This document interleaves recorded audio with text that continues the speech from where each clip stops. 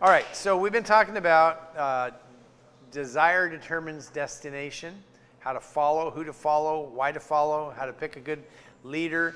One of the big things about following is you got to quit leading. You got to get out of the way. I can't follow somebody if I'm trying to tell them what to do, if I'm trying to lead, and that's a thing that I struggle with. So to learn to follow, I've got to learn to follow. I've got to get out of the front and get behind. And when I'm following, it's not my job to tell the leader what to do. Watch this. A good leader will listen to his followers. He will hear what they say. He'll consider it, but he's got to make the decision, and the follower has to say, okay. A super big thing about picking a good leader is you've got to know, they have to be going where you want to go. Before you pick somebody to follow, make sure they're headed where you want to go, because you're going to go where they go if you're following them. And I know that sounds simple, but so many times we get in trouble.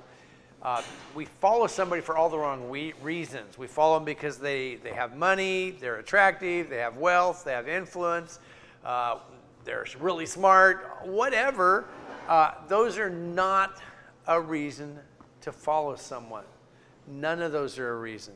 The reason I choose to follow individuals is because they are going towards Christ. Paul in the New Testament said, follow me. But don't just follow me as I follow Christ.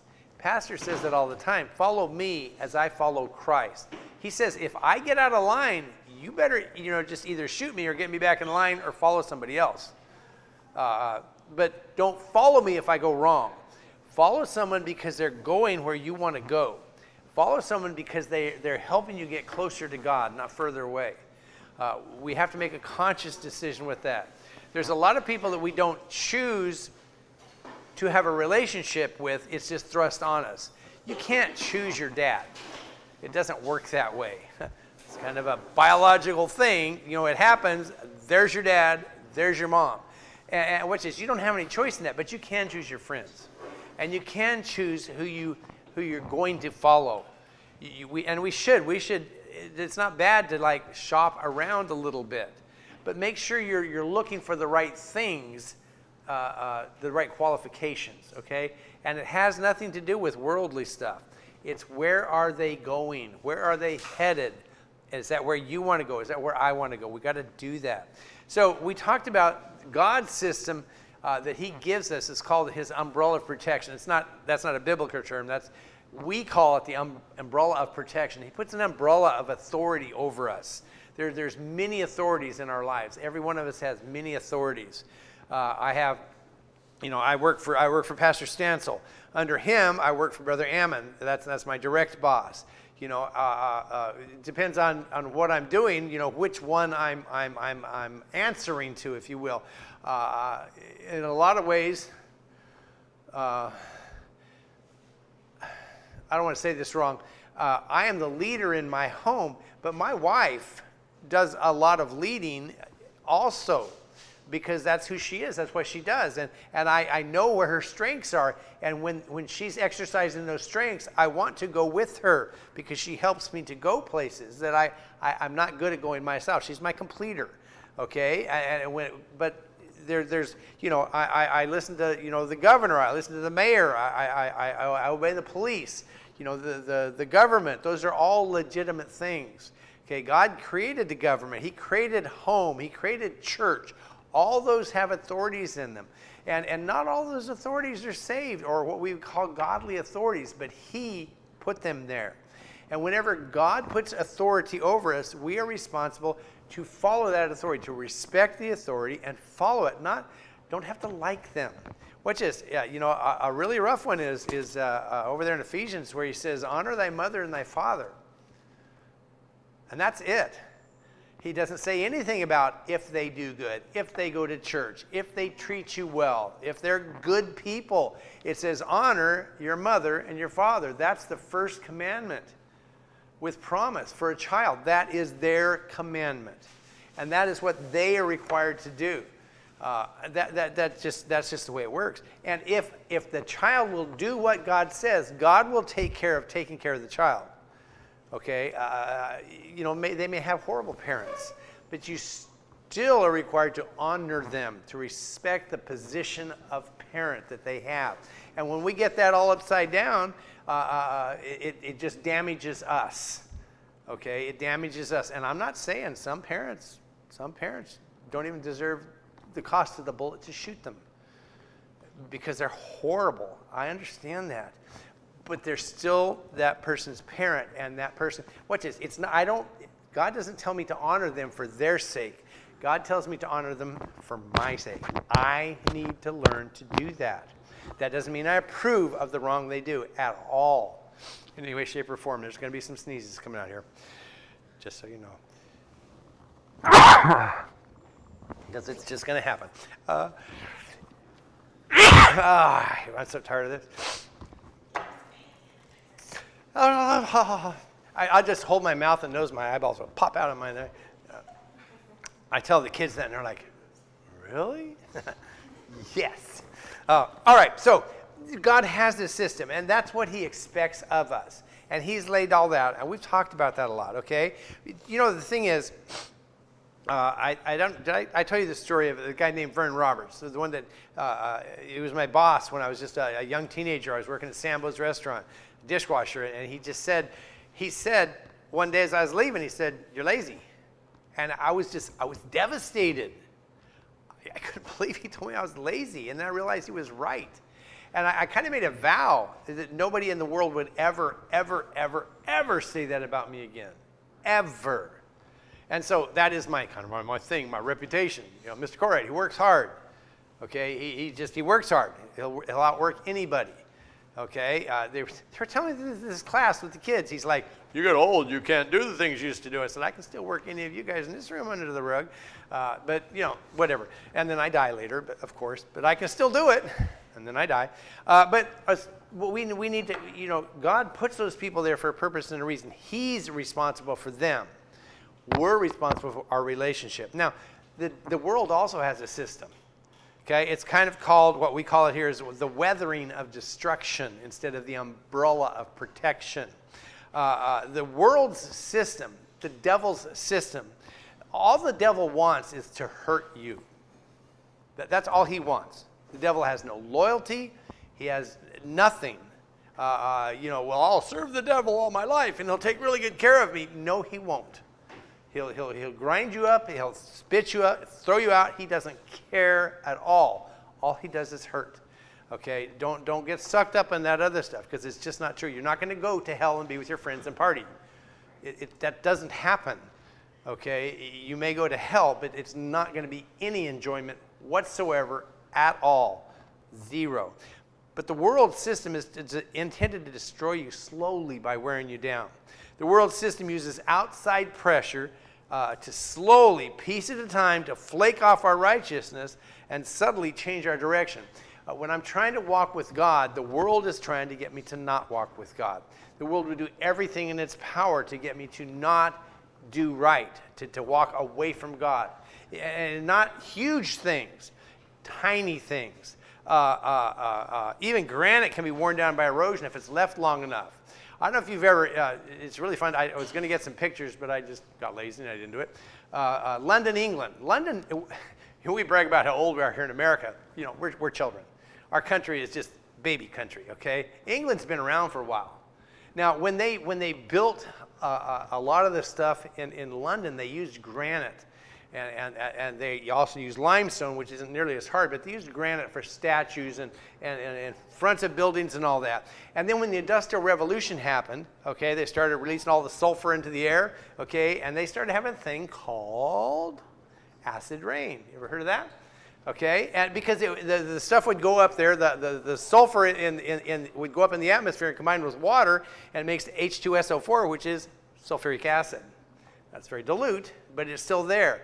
And what they have, you can get pictures of some of these old monuments and stuff in London, and like all the details gone, because the rain has slowly over hundreds of years just eaten it away. That's their job. Certain people, as they go and they wash all the monuments and stuff constantly because it rains all the time in England. Now, they don't have the problem with acid rain that they used to because we, go green, all that stuff, we've reduced carbon emissions, all that stuff. Okay, and it's not the problem it used to be, but it's still there. But what I'm saying is it didn't happen all at once. It's little tiny piece at a time. Nobody even notices it until all of a sudden it's different. And that's what the devil will try to do to us. He'll take us little tiny pieces at a time, little decisions, small compromises, little things, okay? It's not like, lightning strikes and the whole thing falls off. Sometimes it does, but that's a huge exception, not the rule, okay? And whatever is worn down or broken by erosion of the devil, God can heal us, and God can get us back on our feet. But there's times that he can't repair the damage that was done. I mean, we can still be good. We can still be used by God. I have scars on my hand. They don't bother me, but they're going to be there for the rest of my life. It's not repairable in that sense. Sometimes when we allow the world to erode us and just really use us badly, there's some things that just aren't going to come back physically, mentally. Sometimes they're just kind of gone. That's one of the huge dangers of a lot of these drugs is it just tears up our brain. Nerve cells don't regenerate very well. And sometimes once we have, I had a friend, his name is Larry, high school. He was an incredible athlete. He was smart. All the girls loved him. All the guys loved him in the right ways. I mean, he was popular. He was that guy. He was just an awesome young man. And out of high school, I don't know how he got started on. He started huffing gasoline, like aviation gasoline, 100 octane, high lead gas. And it's a trip. And within 6 months, he was a completely different person. Completely different person. He lost a lot of his mental abilities, and he's never going to get that back. Now, and he wasn't saved. I didn't even say anything about the Lord. If he got saved after that, God can help him become a stable person and use him to help people. But he was probably never regained some of that stuff because it's just destroyed. That lead that gets in, it just destroys your body. Okay, and other things. Okay, so we got to be careful with that stuff. Okay, yes, God can heal us, and yes, God can use us again, and yes, we can have the fruit of the Spirit. Love, joy, peace, tenderness, all those things. God can still give us those things, but he might not be willing or able to repair some of the things that we've done. Sometimes it's just there. Okay, sometimes it's just there. If you cut off your leg's probably cut off. So we don't have the technology to regrow that sucker. You can get a prosthesis. Say that word for me. Thank you. That's the word. We can bug you, but it's not the same. Does that make sense? So whatever's worn down by the devil might not be replaceable. God can heal the hurt, but he might not be willing or able, one of the two, to rebuild us back to the original specifications. Because God can do anything. If he wanted to take Larry and just renew his mind, he could. That's up to God. It's not up to me. It's just totally up to God. But that's not what God does most of the time. That's just what we see. And he has reasons for all the things he does. And it's proper. They're good reasons. Once I've done something, I bought it. I own it. It belongs to me. I just need to live with it. Now, God can help me when I do things. If I make a bad decision and I get bad consequences, I own those consequences. Okay, they belong to me now. They're mine. God can help me through the consequences. He can help me past the consequences, but he ain't going to change the consequences, probably. God is merciful, and sometimes he just says, I'm not going to give you those consequences. That's totally up to him. But I've got to be willing to live with whatever I live with because I did it. It is my fault. It's not God's fault. It's my fault. If we're not under God's umbrella of protection, and we step away from God's intended authorities, our development is going to be hindered. God has a plan. If I don't follow God's plan, it's not his fault. If things don't go well, he's got a plan. He's got this thing so that no matter where I walk and what I run into, and I go around a blind corner that I can't see and I run into a storm, He's got a little carrion, a little thing there, and if I open it up, it's got exactly what I need right now for the things that are happening at this moment, and it was there before I was born. But if I don't walk over there, if I walk my own direction and I go over here, he's still got it for me over there, but I don't have it because I refuse to follow his plan. That's not his fault. That's me. That's me. And we've got to understand that. Well, why is God doing this? That's not the question. That's just not the question. God's going to do what God's going to do. Why are you doing it? I'm not saying to watch Dr. Phil, but he had a great quote on his show. They would say, why is this person doing this? And he'd look at him right in the eye and say, that's not the right question. He'd say, why wouldn't this happen? Look what they're doing. Makes perfect sense to me this would happen. You do this, that's what you get. It's not like it's why not. Okay? That we need to do what God tells us to do. If we don't, that's not on God. He told us. And he's got a plan, and he continually works his plan. If I get completely out of and just outside my mind, and I end up over here, I'm not over there anymore. But I am here. And from this point, from this place on, from right now, I'm here. He still has a perfect plan for me from this point on. It's not that plan anymore, but it is this plan, and it is perfect, and it's wonderful. I just need to do what he says from here. Well, I did this, and I did all these horrible things. I ruined my life. God can never take me back. No. Forget all that noise. You're sitting here tonight right where you're at, every single one of you. Think that through. That's just a funny thing to thought. No, I'm not sitting here. I'm sitting over there. No, you're right where you're at. You've walked your life up to where you're at right now. Can you change anything that's happened in the past? Nothing. Okay, that's fine. Did you blow it? Did you mess up? Okay, I get that. Cool, maybe. Yes, no. And God doesn't even, in the sense, doesn't even care. All he wants to know is, what will you do next? Because he's got a plan for you from this moment on.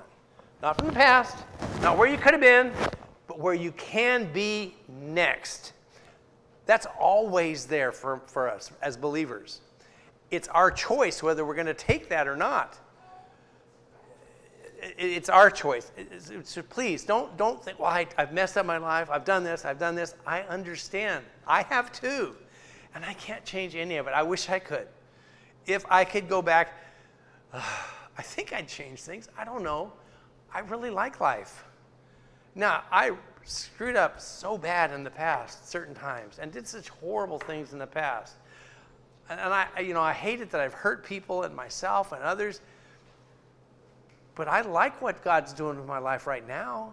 And I'm always afraid if I changed the past, I wouldn't have this. But he knows best. And I'm not going to go there because Rich is thinking I'm going to go with blind people again. I can tell.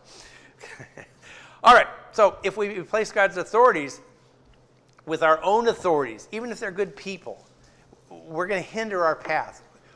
God put authorities in our life. Let's not mess with that unless God changes them. Okay, I don't know who all your authorities are, but I know some of them. You're here.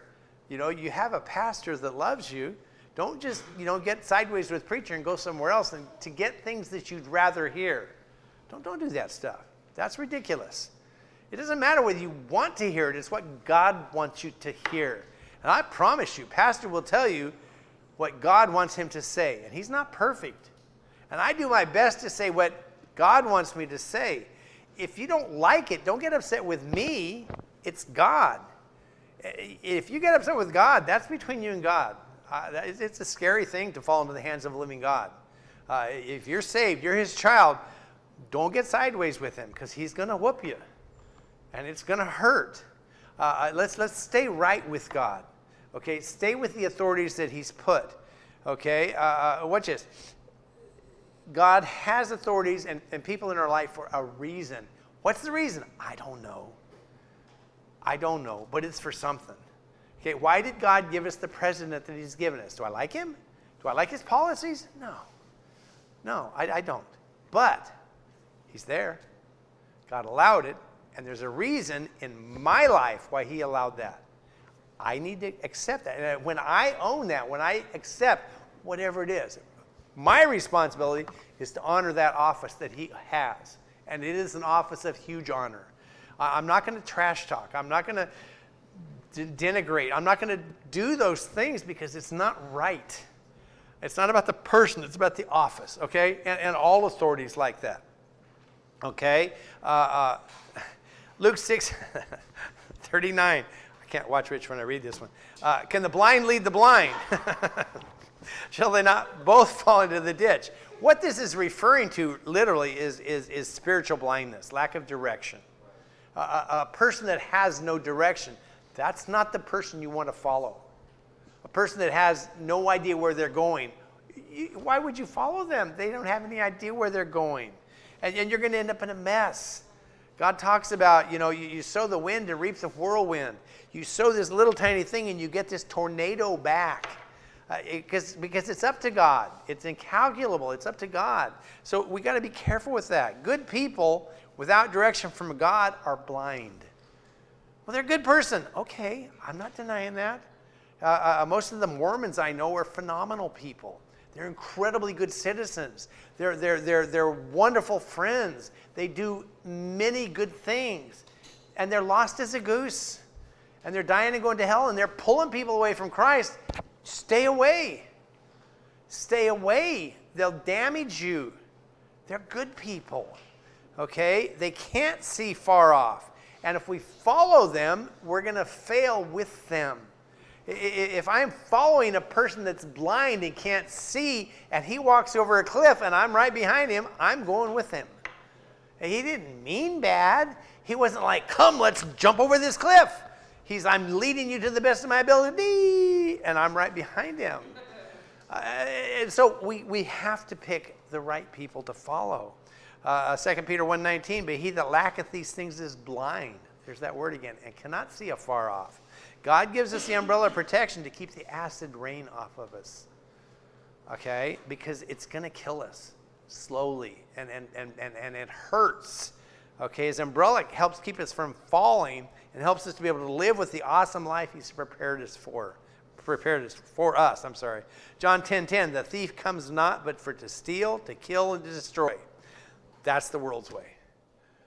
That's what he's going to do. I don't care how the devil dresses it, how good it looks.